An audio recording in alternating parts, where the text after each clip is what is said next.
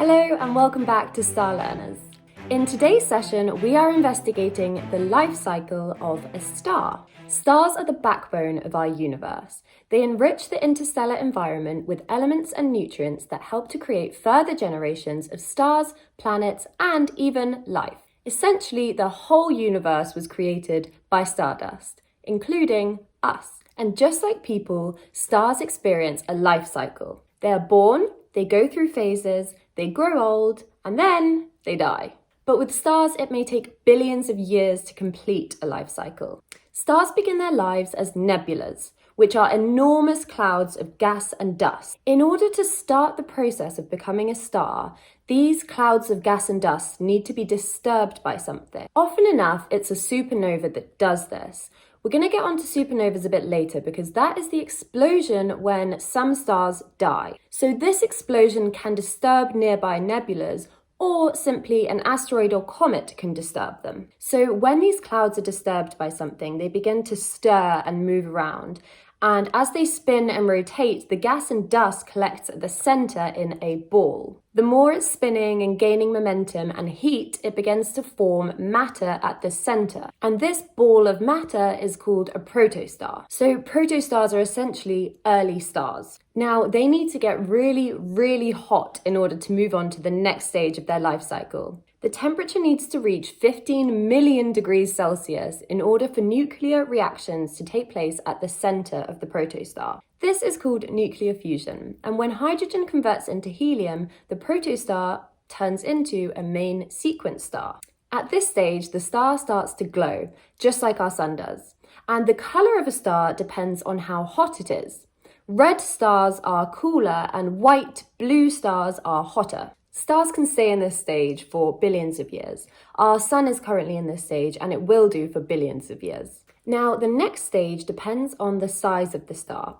Our sun is an average star, so let's start with that. In just over 5 billion years, our sun will enter the next stage in its life cycle, where it will become a red giant. It will increase up to 1,000 times in size, and therefore it will engulf Mercury and Venus. And as for Earth, it's not looking good. The sun will be so much closer to Earth that the heat that it's radiating will completely scorch our planet, and it will make it completely impossible for life to survive. Our oceans will boil and evaporate, and all we'll be left with is a scorched, dry, hot planet with no indication that life ever existed. So by now, our entire solar system has been gravely affected by this change in phase for the sun. No life could have survived. But now, after it's done all of this, the sun begins to run out of fuel at its core, and therefore it begins to shrink again. Next, the sun becomes a planetary nebula.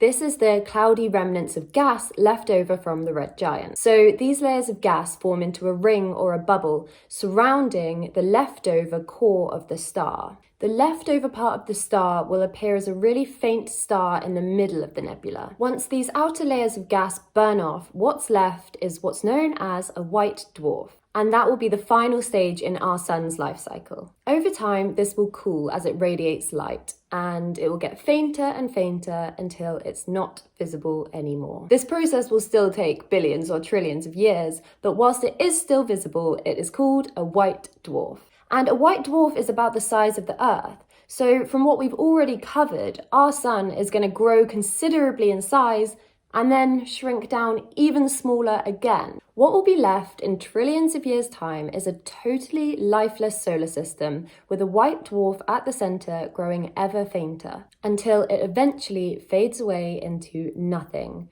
leaving no indication that it once fueled a lively and vibrant solar system and life on Earth. Now, more massive stars end their lives with a bit more of a bang. So more massive stars turn into red supergiants rather than red giants. And I think by the name you can probably imagine what this might be. Red supergiants can grow up to 2,000 times the size of the sun and be 1 million times brighter than the sun. For example, if our sun grew to the size of a red supergiant, it would engulf Mercury, Venus, Earth, and Mars. Now, once a red supergiant runs out of fuel to burn at its core, it collapses in on itself. Now, just imagine something 1 million times the mass of Earth collapsing in on itself in just 15 seconds. This collapse happens so quickly that it creates enormous shockwaves, and these shockwaves cause the outer parts of the star to explode and fly off into space. And this is called a supernova,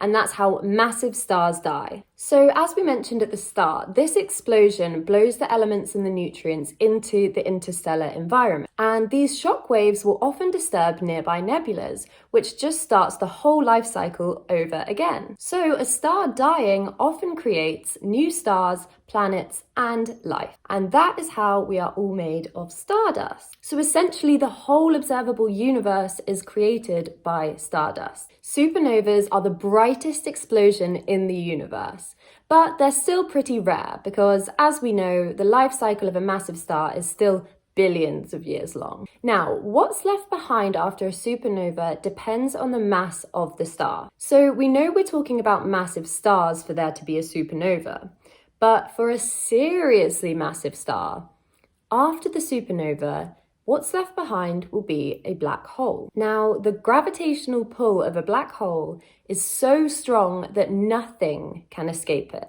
not even light. Black holes suck in all neighboring matter and distort space-time.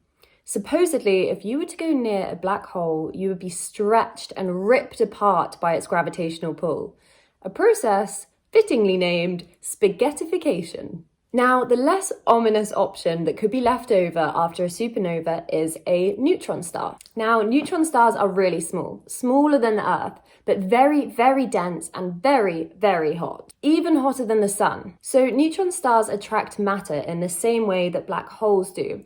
But once they've got the matter that they've attracted, it just turns into a lump of neutrons on the star. So this feeds into their mass. And if they collect enough matter and their mass increases enough, they too will turn into a black hole. Otherwise, it would essentially remain the same for the rest of its life.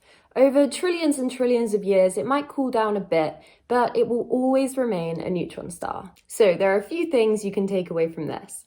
Essentially, all stars have life cycles, just like humans do. Their cycle depends on their mass. Stars like our sun will become white dwarf stars and then eventually fade away. More massive stars will become neutron stars or black holes. And as far as life on Earth is concerned, well, we won't survive. But not to worry, we've still got 5 billion years until that starts to happen. Hopefully by then, science and technology will have developed a little bit more so that we could just hop to another planet that's a little more habitable. Potentially where the oceans don't end up boiling and life has a chance to flourish. Once again, thanks for watching and subscribe to this channel for more videos.